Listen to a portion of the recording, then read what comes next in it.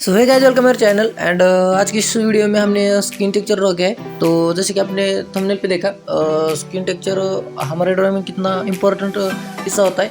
तो वही skin texture किस तरह से ड्रॉ करनी है, तो हमारे माइंड में ये क्वेश्चन जो रहता है कि यार ऐसा स्किन टेक्सचर हम ड्रॉ कैसे करें। तो वो स्किन टेक्सचर कैसे ड्रॉ करते हैं इसको मैंने पूरी प्रोसेस वीडियो में बता रखी है। और वीडियो बिल्कुल भी टाइम वेस्ट नहीं किया है।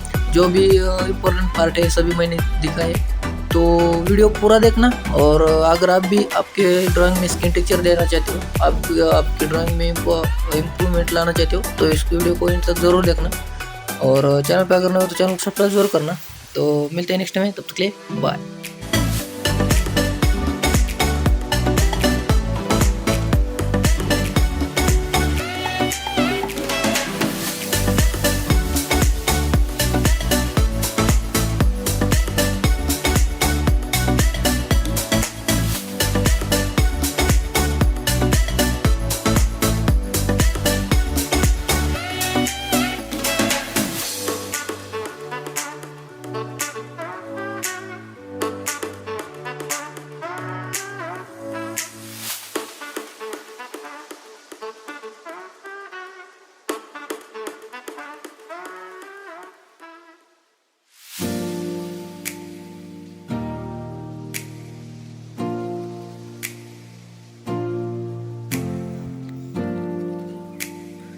और अब मैं जो ये यूज़ कर रहा हूँ वो वही है जो मैंने पहले पेंसिल से पाउडर निकाल लिया था, तो वही यूज़ कर रहा हूँ मैं। और ब्लेंडिंग स्टम्प से उससे अप्लाई कर रहा हूँ, क्योंकि हमें अगर डायरेक्ट पेंसिल अप्लाई करते हैं तो वो इतना अच्छे उभर के नहीं आता है, इसलिए हमें पेंसिल अप्लाई नहीं करनी है। हमें पहले पेंसिल से पाउडर निकाल लेना है, या फिर ग्रेफाइट पाउडर भी मिलता है खुलाना है, और उससे ब्लेंडिंग स्टम्प से यूज़ करना है। तो मैं वही कर रहा हूँ।